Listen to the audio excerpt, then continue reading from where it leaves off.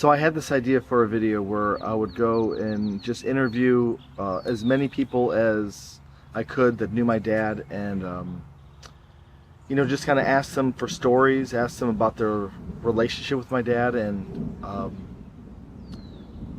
I guess I wanted to know more about him. I guess I wanted to just see a side of him that I never got to see. Then when I had my hip surgery, I was in a body cast for 3 months, and he was the sweetest guy. He would help bring food, or he would open the door, for one of the neighborhood kids to come in or something like that. And we had some kind of a bed or a fold down couch or something like that in the living room, and there was a picture window right there. And I remember one time in Arizona, it does not snow, but it snowed in November then, while I was in this cast. And looking out the window, Ed had rounded up all the neighborhood kids, and they were having a snowball fight. And he wanted me to see that,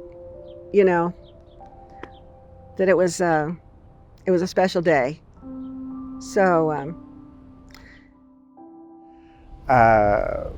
was discriminated against a lot whenever I was growing up, and he always made me feel like part of a family, part of something, and I didn't feel like very a part of very much. So, and he always made my mother laugh, which I always really appreciated. Love of family. You asked me the question about what connected us during our older years. I mean, we were never disconnected. I mean, it was just like when you're with somebody that you care about, even if you don't see them for long periods of time, when you see them again, it's like you've never been away from them. He was always the rock of the family. He was always the guy that show up and get the job done. He's a guy you could always count on to do all the work that nobody else wanted to do. Yeah, he was something. I think his experiences in the military, maybe made him a little bit more fearless. That he wasn't, he just wasn't afraid of tackling just about any kind of projects. But I'm sure that changed him.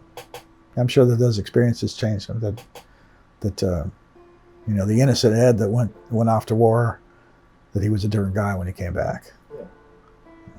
So I'll sure miss him. So I went to Oklahoma and visited his family, interviewed them, and as this evolved, I really started asking the question, how would you describe my dad to a stranger? He was just always there and willing to help, and we really appreciated it. He always was like, I don't need anything for it, but you always wanted to repay him somehow. We were just glad that late in his life, when he needed the help, we could be there and help him then. The most patient, hard-working person I knew. Cared a lot about other people. Seemed like he always putting others first before anything he wanted.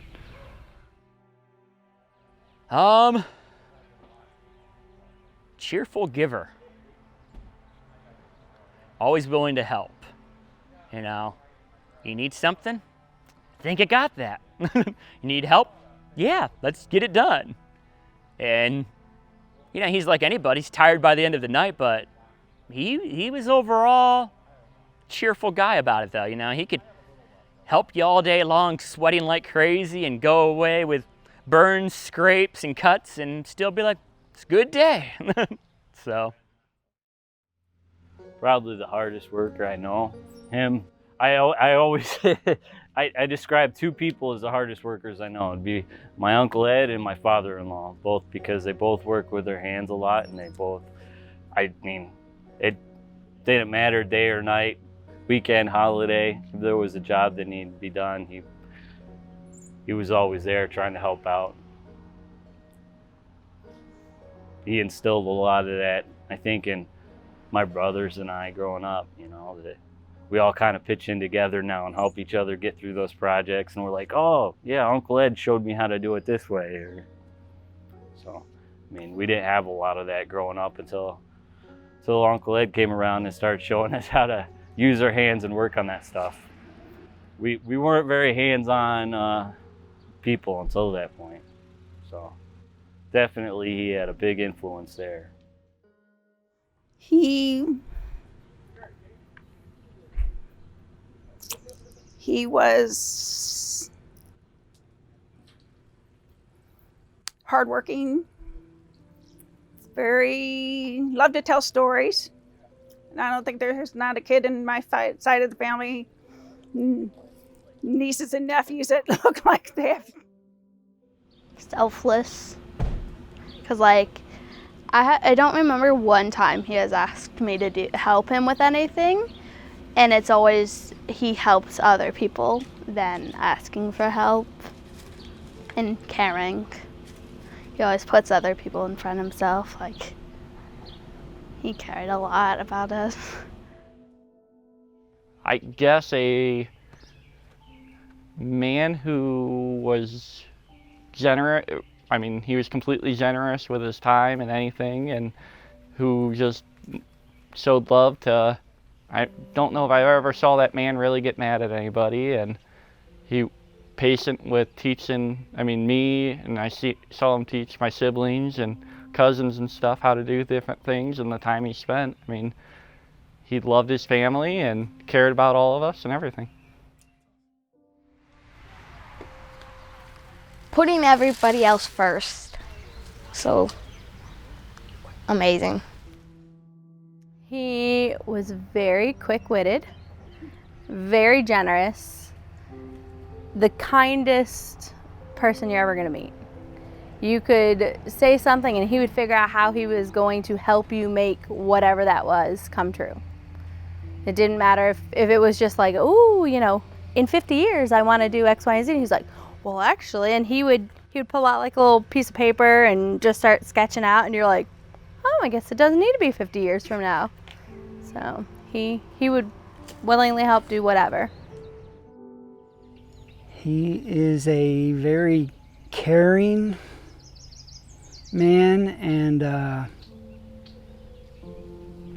super hard worker. I don't know anybody who works harder than Ed did. But he's always wanted to help somebody. You know, you need a hand, and Ed will come running. And I know this wasn't part of that question, but even just last year, my wife was mowing and got it stuck in the ditch. And Ed was already not doing that good. And the first person she thought of to call was Ed. And she said he was fine. I said, what'd you call Ed for, the poor guy? And she's like, he was happy I did, because he wanted to feel useful. And that was just Ed. He wanted to be useful, and he was just that type of guy. He's always compassionate and wanting to help out. And we loved him. We loved him. He always had a story. I mean, and you'd think after all these years you hear the same story over and over. No, he had a different one, and I'm like, I kept telling him you should write a book with all those memories, because they were incredible stories. But yeah, he's just a compassionate man. I mean, he was very forgiving. I'm not going to mention why I say that, but he was, and I miss him like crazy. We love that. Best brother-in-law I could have asked for. He would always help. He loved to feel useful. He loved to share his gifts. Just the nicest guy. Probably the nicest guy I ever met. Someone who's always willing to help out.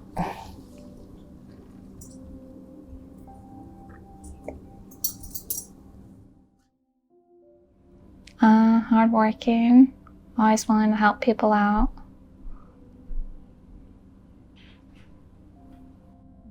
Good storyteller. Handyman. Yeah, for sure, storyteller. He hated jokes. Oh yeah, totally. She's not a jokester at all. Yeah. Those would be the main. Handyman, jokester, storyteller. It's what I remember the most, so. Patient, faithful, loyal. I mean, if Ed says, you know, like, oh, we'll start working at 8, he'd be there at 7:45 and have his tools ready and be 2 steps ahead of you. And he was good to a fault, because if anybody needed help, he was a good Samaritan, and he always felt like he had to go and help people, and he helped a lot of people in his lifetime. Whether it was carpentry work, carrying something, mowing, whatever he had to do. So for me to tell somebody, you know, he was a good man, it was because he was good to everybody, not just me. And so that would be his best points, because he was a good Christian.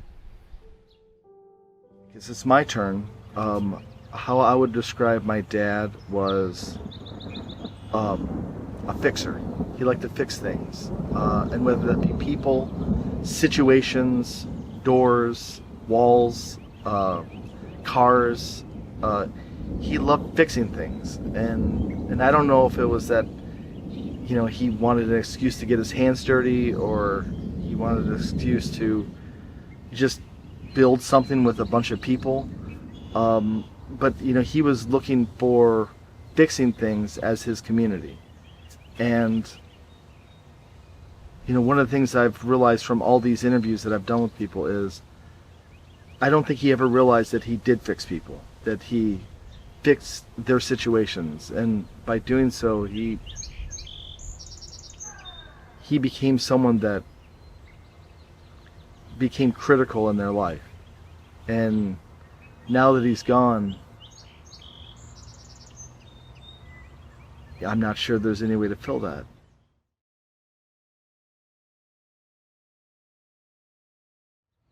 So a couple years back, before he had all of his invasive surgeries, I interviewed my dad, and I wanted to ask him things like, you know, what grandfatherly advice could you give your grandkids? I got faith in yourself, for one thing. Most things you try without, you know, getting killed by, so that's good. So, you know, you try plumbing, if it doesn't work out, you always hire one. But, you know, same thing, electric, whatever, it's, you know, just, you know, do stuff that makes you happy, and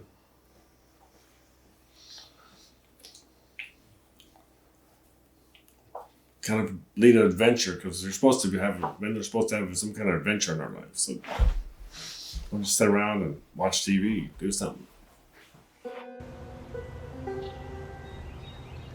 I love you, Dad. And I know you love me. And I know you loved a lot of other people. And I guess I don't know what else to say.